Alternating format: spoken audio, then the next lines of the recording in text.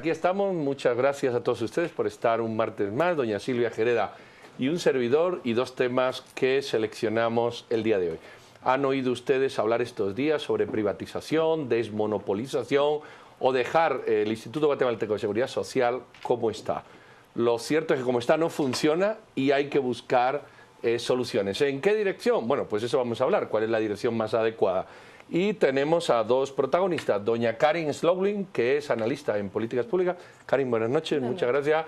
Y don Luis Pedro Alba, de la bancada Encuentro por Guatemala, diputado, que no ha traído dulces como este que va al Congreso, pero que estuvo en Chile viendo el modelo y nos va a contar un poco qué se puede hacer respecto a la mejora que todo el mundo demanda del Instituto Guatemalteco de Seguridad Social. Doña Silvia, entrémosle que el tiempo es corto. Bienvenidos. Luis Pedro, antes de arrancar el programa conversábamos contigo de los titulares de algunos medios de comunicación el día de ayer, donde se habla de una privatización del ICS. Yo quisiera que tú me cuentes un poquito de qué se trata. ¿Es realmente una privatización? ¿Cuál es el proyecto que se está planteando? Muy buenas noches. En primer lugar, muchas gracias por la invitación y la oportunidad que me dan de hacer algunas aclaraciones. En primer lugar, el ICS no se puede privatizar porque es una institución creada por la Constitución Política de la República. Entonces, desde ahí partimos con noticias que a veces son tendenciosas. Recordemos que Guatemala le dejó un mal sabor el tema de la privatización de la empresa de teléfono y evidentemente pues yo creo que eso no construye al debate. Pero para eso es que yo vengo aquí y vengo a presentar la información tal cual sobre la mesa, y así es como nosotros queremos tratar el tema, con todo el profesionalismo, con toda la transparencia, con toda la honestidad, pero también con toda la seriedad y profesionalismo que demanda el problema, que es en dos platos, que es lo que nosotros encontramos. Cuando yo recibo la presidencia de la Comisión de Previsión y Seguridad Social del Congreso, nos damos a la tarea por 5 o 6 meses a pedir información, recabar información. Nos damos cuenta que en Guatemala el ICS no es la única institución que trata el tema de las pensiones en el país. En el gobierno hay más de 20 diferentes estructuras que tratan el tema. Algunos son sustitutos, otros son, digamos, complementarios, pero al final de cuentas todos con una situación financiera bastante complicada. En el caso, por ejemplo, de las clases pasivas del Estado, el presupuesto de la Nación tiene que cargar con cerca de 2.500 millones al año por las pérdidas operacionales del sistema. En el caso del IPM, pues son más de 1.000, del Instituto de Previsión Militar, más de 500 millones de quetzales.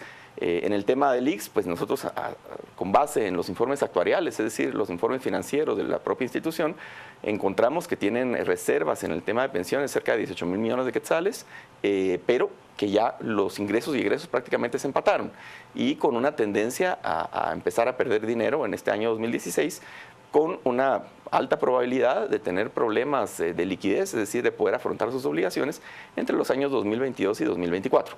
Ante esa realidad, pues nosotros empezamos como comisión, y actuando con toda la responsabilidad del caso, empezamos a analizar diferentes propuestas. Básicamente hay dos grandes vertientes, con sus variantes, por supuesto. Una es fortalecer el sistema de reparto que tenemos actualmente.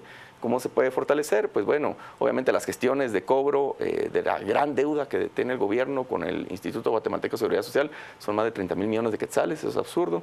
Por supuesto que el gobierno no ha pagado su obligación desde que se creó el instituto, en el 44.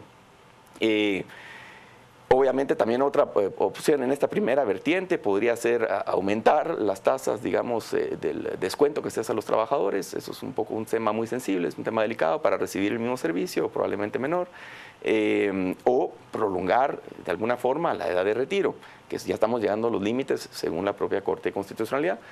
Otra gran vertiente es el tema de la capitalización individual. Puede ser administrada públicamente, puede ser administrada privadamente, puede ser un sistema mixto, donde pues cada trabajador de lo que se descuenta se abre una cuenta corriente personal y ahí va depositando su dinero y se va capitalizando. Vamos a quedarnos ahí, en este panorama. Lo cierto, Karin, es que 70 años después esto no funciona. Así es. Y es un monopolio estatal, es lo único que hay, no da otro. Pero es que además los políticos lo primero que hacen es recetarse un seguro privado. Creo que pasa en el Congreso y en la Corte Suprema de Justicia, donde ningún político se adscribe al seguro social que promueve. ¿Qué soluciones habría Así, grosso modo, además de las que ya el diputado nos ha tirado. Bueno, mira, yo creo que hay que matizar un poquito los términos. En primer lugar, son 70 años de seguridad social y sí ha funcionado. Lo que no ha hecho es funcionar óptimamente y para todo el mundo como estaba previsto.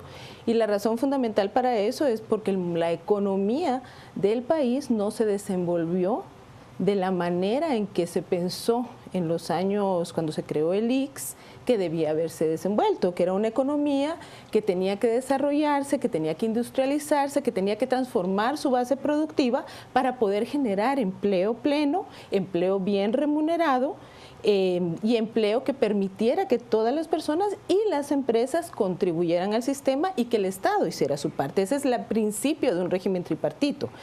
Lo que digamos, ese es como el factor, digamos, el fallo estructural que tiene el tema. Aún en esas circunstancias, como ya ha mencionado el diputado, que el Estado no ha cumplido su obligación en todo ese periodo, que hay empresas que no, digamos, no cumplen del todo con su obligación, aún así el ICS ha prestado servicios. Obviamente hay un terrible déficit de calidad, hay un terrible déficit de cobertura, pero responde a lógicas. ¿Qué es lo que tendría que hacer el ICS en este momento?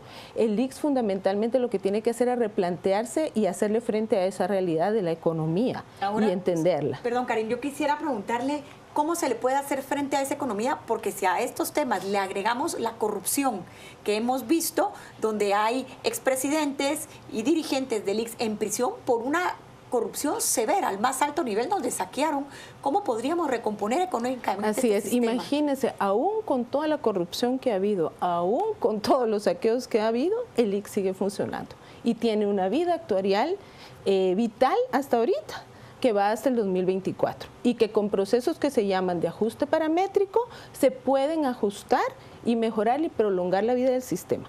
Esa es una de las rutas, y aquí el diputado lo planteaba, hay una vida útil hasta el 2024 en este momento. Hace 20 años fue la misma historia, el último ajuste paramétrico que se hizo a esto se hizo en el, no me acuerdo ahorita 2000. Qué año, en el 2000, ¿verdad? Y el sistema, porque era el mismo argumento, digamos, existía en ese periodo. Y efectivamente se modificó, se ajustan los parámetros y el sistema continúa. Ahora, ¿qué sí hay que hacer ahora?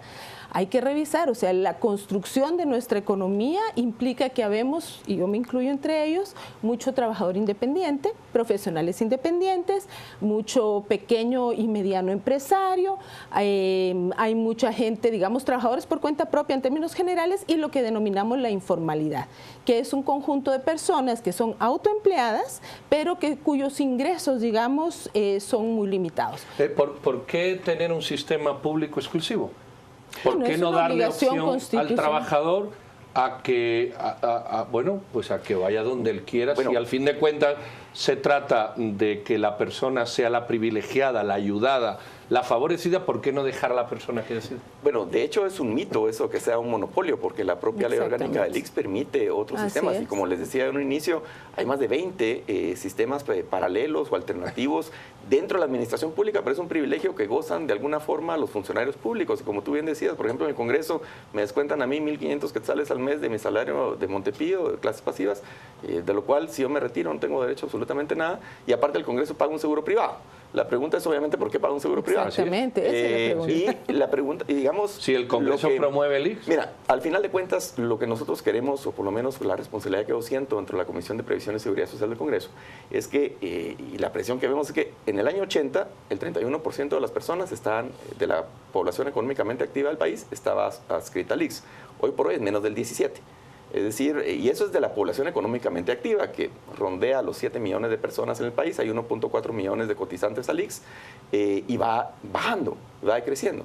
Es decir, la cobertura del ICS, que se aspira de que la seguridad social sea universal, los números lo que nos dicen es todo lo contrario. Que se va contrayendo. Yo te quisiera preguntar, Luis Pedro, se ha hablado también incluso de usar administradoras de fondos de pensiones. Cuéntanos un poquito, sabemos que esto en algunos países se usa las administradoras de fondos de pensiones, pero en un país como Guatemala, donde vemos tanta corrupción, tanto abuso, esto genera un poco de miedo, lo hemos visto. Cuéntanos un poquito sobre este sistema. Sí, nosotros es una de las vertientes que nosotros obviamente estamos analizando, es el caso chileno, que es, digamos, un referente en materia de pensiones. El sistema de administración de fondos de pensiones, en el caso chileno, se fundaron en 1981.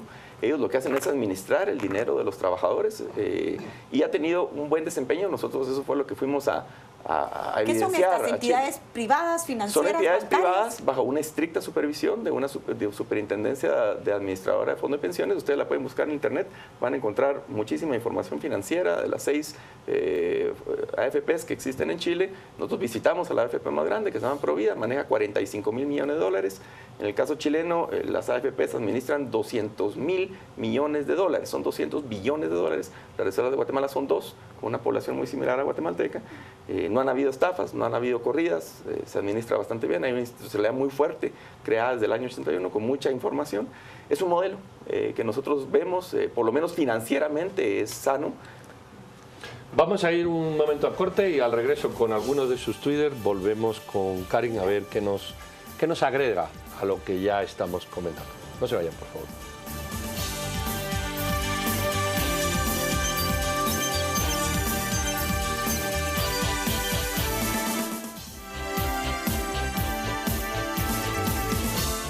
Bueno, aquí estamos, muchos Twitter, en las cuentas personales, en las cuentas del canal, así que doña Rocío, un resumen de lo más significativo. Pedro, tenemos ya varios comentarios a través de nuestras redes sociales, así que comenzamos con la lectura a través de nuestro Twitter. Comenzamos con la opinión de Alejandro Balcells. Hasta que tienen una enfermedad y ven que allí no hay límite. Gustavo Gamboa, cierto, pero hay muchos afiliados que quisieran no estarlo también.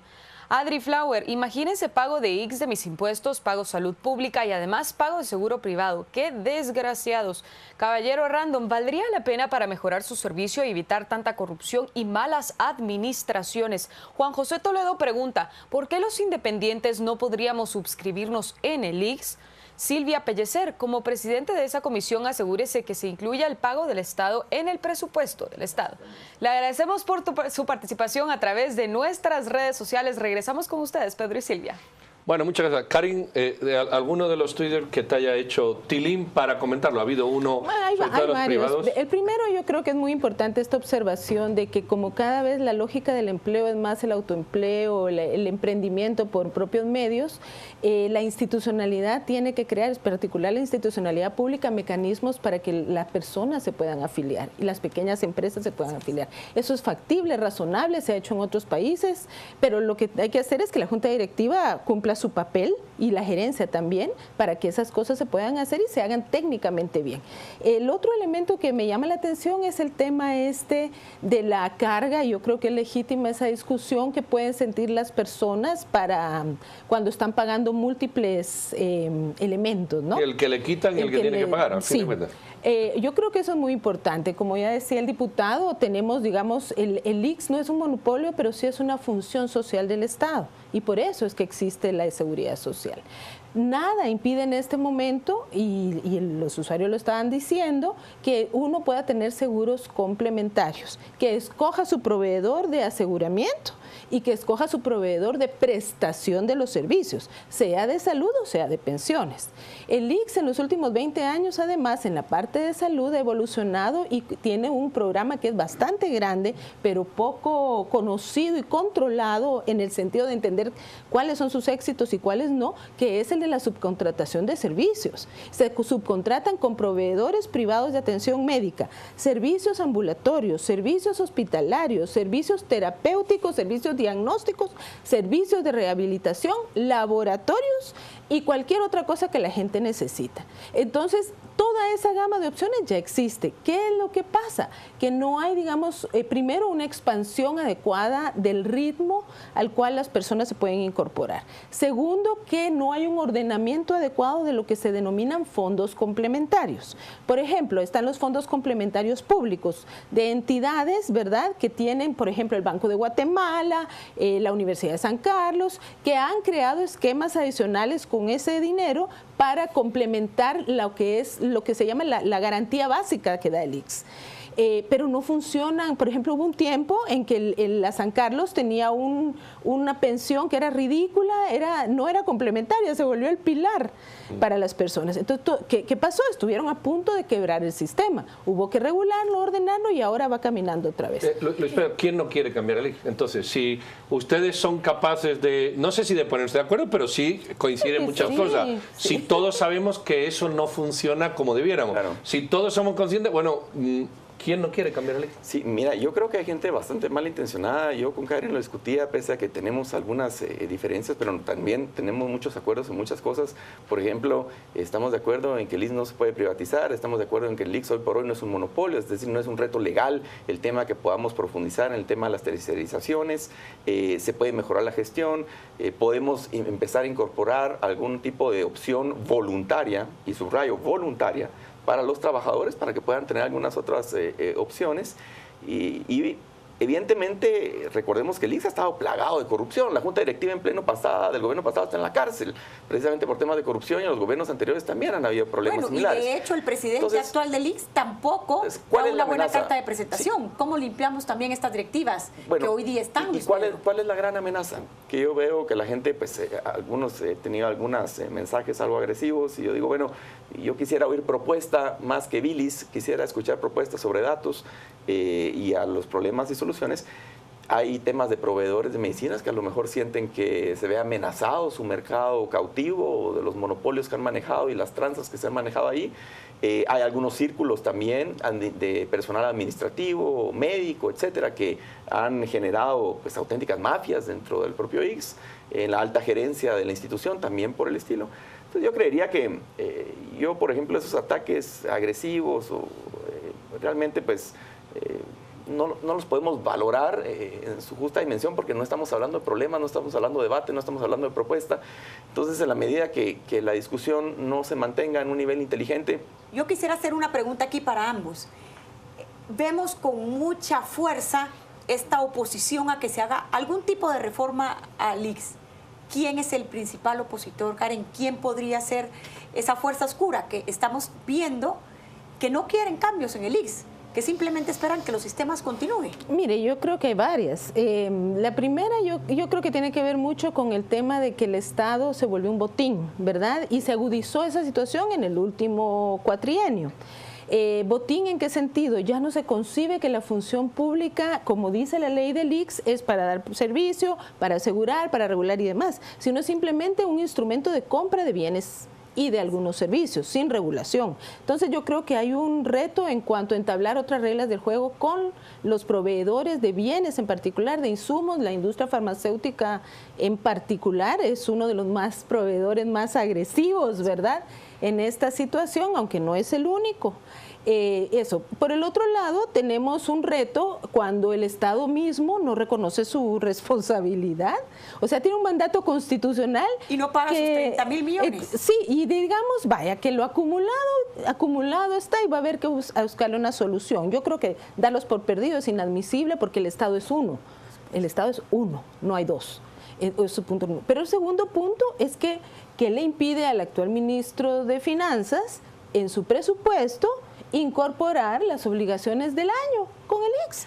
Tiene obligaciones, presta servicios. Permítame contarles que nosotros en la comisión estamos haciendo las gestiones de contacto con el ministro y lo vamos a citar a la comisión precisamente para que dé cumplimiento a esto. Lo que dice Karen es muy importante. El gobierno le está quitando a los empleados la cotización en el tema, por ejemplo, médico, el 10% de su salario, y no realmente solo es un administrador de esos fondos, no son del gobierno. Bueno, es procesar a todos los gobiernos de aquí para atrás, ¿verdad? Eso se está apropiando. Que han hecho la misma gestión, no nos engañemos. Esos delitos, se están apropiando de ese dinero, que es dinero de los trabajadores, y obviamente eso carga al tema de salud del propio ICS. Eso, independientemente de los problemas actuariales, de pensiones o los problemas de salud opcionales, es un tema que también tenemos que arreglar. Bueno, pues yo creo que ahí tienen ustedes un montón de ideas. Llevamos desde el año 46 con el tema. Los últimos gobiernos han dejado de pagar. Bajo esa figura, yo creo que idealizada del Estado, parece que nadie tiene la culpa, pero aquí ha habido gobernantes que han quitado ese dinero y que no lo han puesto. O sea, que tienen una responsabilidad a la que se le puede... Bueno, lo cierto es que hay que buscar una solución y aquí han visto ustedes que soluciones, a verlas, haylas. O al menos tenemos que empezar a avanzar en la dirección adecuada. Luis Pedro, muchísimas gracias por los aportes. Karin, muchísimas gracias también por los aportes. Y a partir de ahora, pues que la discusión se vuelva sana y contundente para que el cambio, el que sea, se dé y se produzca. Muchas gracias, no nos abandonen, que venimos con otro tema igual de interesante.